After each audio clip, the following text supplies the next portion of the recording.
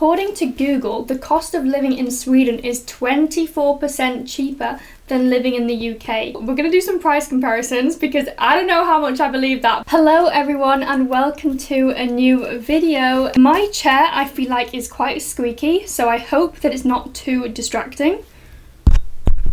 In this video, I'm going to be doing some price comparisons.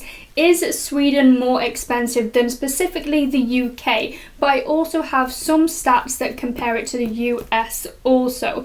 But overall, Sweden is known as a pretty expensive country, and I'm going to be completely honest with you. I moved from a small town in the UK called Warrington, and when I moved, I was quite shocked because Sweden is expensive. I live in Stockholm now, and compared to a small town in the UK, there are drastic changes in my opinion, especially when it comes to the simple things like food shopping, going out for meals, going out for drinks, going to cafes, etc. There is a big price difference, but a lot of the stats that I found online were comparing Stockholm to London, for example, which is a much fairer comparison because they are both capital cities. So we're going to go through some we're going to go through some stats on whether Sweden is more expensive than the UK and than other countries. And if you are thinking of moving to Sweden, or if you live in Sweden, or if you live in the UK and you're thinking of moving, let me know in the comments below because I love chatting,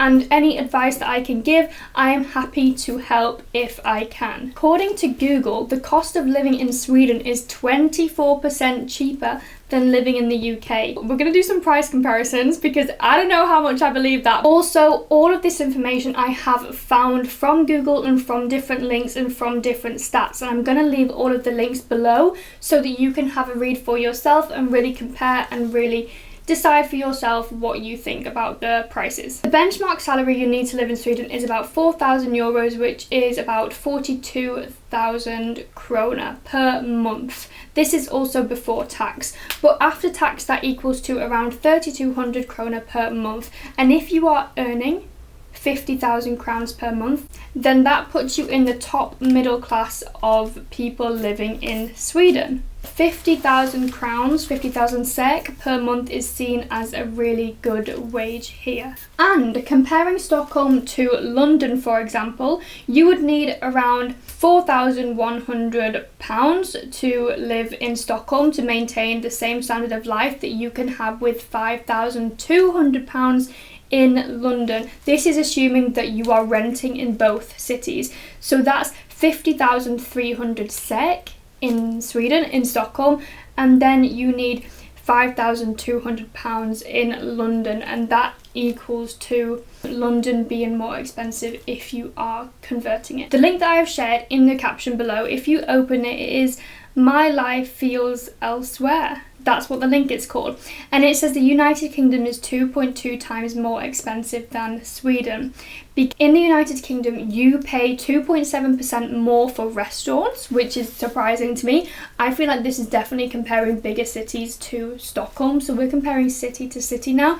And I also, if we were comparing my hometown Warrington, for example, to a small town in Stockholm, then this would equal to the same difference. So I'm always comparing Warrington to Stockholm, but that's not a fair comparison, if that makes sense. However, when it comes to grocery shopping, so first we have restaurants, which is 2.7% more for restaurants in the United Kingdom, but you are paying 17.5% less for groceries and for food shopping, which is a drastic difference.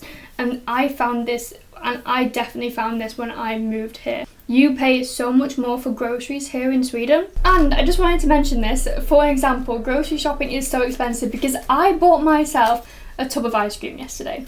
Not like, it was like, you know, the same size as the Ben & Jerry's, but it wasn't Ben & Jerry's, it was another vegan brand.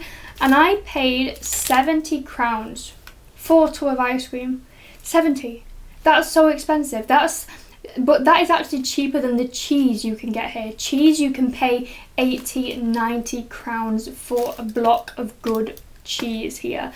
This is just in typical supermarkets. So that's just an example of how much grocery shopping really is here in Sweden. So you have to be really careful with that, because I used to just grab things here and there, you know, from the shop around the corner, but I no longer do that anymore because there's such a huge price price difference from this shop around the corner to a big Ica or Ica Maxi or Villiers or Lidl, for example. It's much better to get your groceries from shops like that. But you pay 0.2% more for transport in the UK. The transport here in Sweden is actually really, really great, although it is quite pricey, but it's more expensive actually in the UK. In the UK, apparently you pay 56.9% more for housing, and this is really shocking to me because I thought it would be way less. In fact, to rent a room here in Sweden, I feel like the prices are quite okay.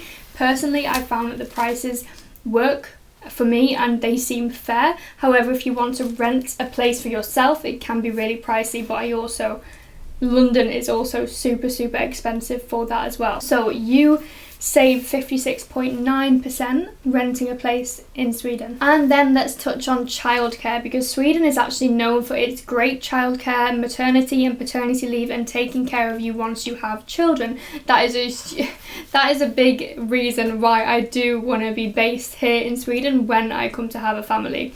So you pay 8.6% more for childcare in the UK. And then you pay 15.5% more for entertainment and sports in the UK. So that is quite a big difference. Then when it comes to clothes shopping and buying luxury goods for yourself, you actually pay 12.9% less for clothes in the UK. And I also can definitely agree with this, because even when you go into a H&M, for example, you look at the prices and the prices do seem to be a lot more than they would be in the UK. And I'm going to give you another example. I went to JD here because I was looking at some like Nike Air Force, because I used to have some and I used to really like them, so I was thinking, okay, let's have a look, maybe I'll get some.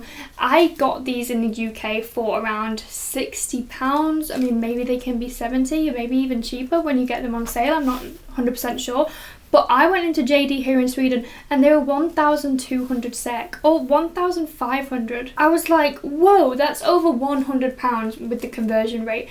That is way more than you would spend in the UK. So some prices like that, you really have to be careful and just think, wow, okay, so to buy things like groceries and to buy clothes and shoes, you really are going to be spending much more than you would do in the UK. Those are just some comparisons comparing living, restaurants, renting, clothes, groceries, food shopping, etc. And overall it equals to the United Kingdom actually being cheaper than Sweden. And I'm going to leave a link in the caption below which also touches on the United States being 2.2 times more expensive than living in Sweden also.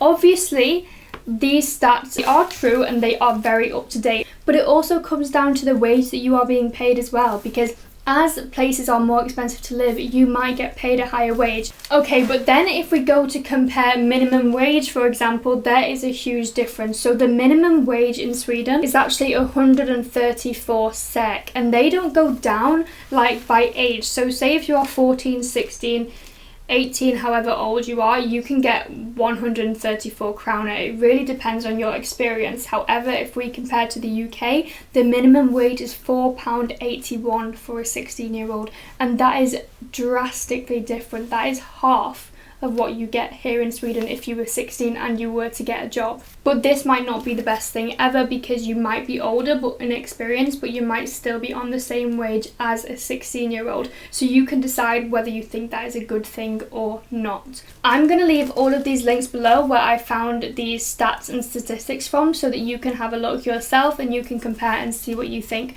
But if you are thinking of moving to Stockholm or moving from Sweden to the UK, for example, then do let me know in the comments. And one thing I want to tell you is that the bigger cities in these countries are always going to be more expensive, but you have to think about whether it's worth it for the quality of life, because I truly think that the quality of life here in Sweden is quite amazing, and I'm very privileged to be living here and I thoroughly enjoy it. However, it has taken some adjusting for me. I've had to adjust to the price change, very much so, but after 6 months I think I'm finally coming to terms with it. I hope this video helped. I know I just read out some statistics, but sometimes it's nice to have someone tell you them rather than to have to do the research yourself. If you have any specific questions about maybe renting a room, maybe the cost, like the specific cost of things, then do let me know in the comments below and I would be happy to help with that.